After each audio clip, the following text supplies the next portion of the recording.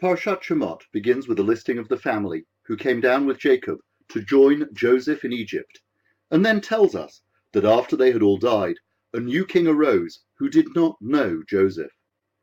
The new king feared the growing Israelite cohort that filled the land and resolved to take what he described as wise, preventative action.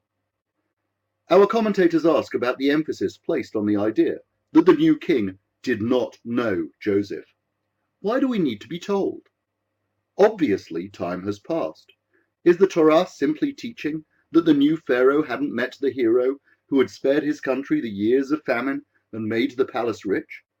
Would the Torah include this detail just to highlight that the new ruler didn't know his country's history? In fact, this might be partially the case. Egyptian history records many changes in regime, not just changes of king, but of entire ruling families and dynasties. The pharaohs who built the step pyramid at Saqqara and the Sphinx belonged to the 11 dynasties of the Old Kingdom. Tutankhamun belonged to the 18th dynasty, part of the New Kingdom, and Ramses II, who was possibly the king at the time of Moses, belonged to the 19th dynasty. Just like other turbulent transitions, it might be a case of out with the old and in with the new. A new dynasty committed to securing its own power base and eradicating the families who had prospered under their predecessors. The new king had no relationship with Joseph, and Joseph's children had no loyalty to him. Not knowing Joseph could also be understood on a symbolic level. Joseph's interpretation of the old Pharaoh's dreams taught important lessons about the roles and powers of God and man. Joseph had taught that destiny was established by God. The years of plenty and the years of famine were ordained. Nonetheless, our destiny is shaped by our responses. The collection of food when the harvests were good, and the storage of grain for the years ahead, highlight the role of humanity. We don't just let God get on with it.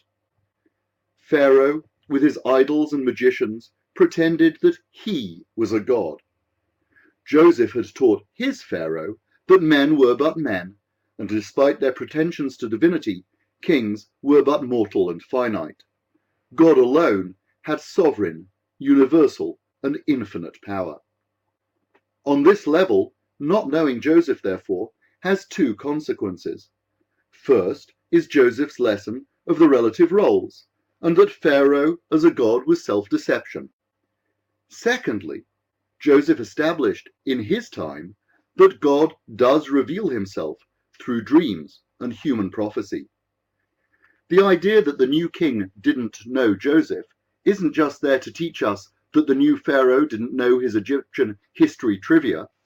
If you look at the ongoing Exodus narrative, you'll see that the interactions between Moses and Pharaoh were all about reteaching the Joseph lessons. That's why it's important that Moses can say who has sent him, that God commands and that God demands. Pharaoh starts the drama by questioning, who is this God? But eventually, his magicians, unable to replicate the plague of lice, identify the finger of God.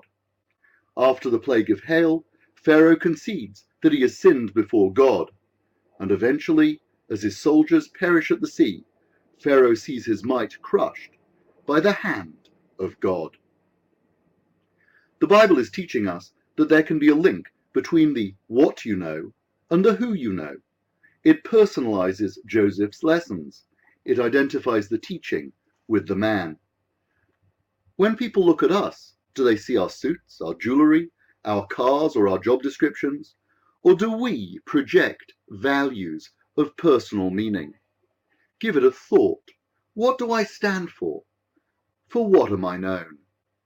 This is Rabbi Jeremy Lawrence from the Great Synagogue in Sydney, wishing you a Shabbat Shalom.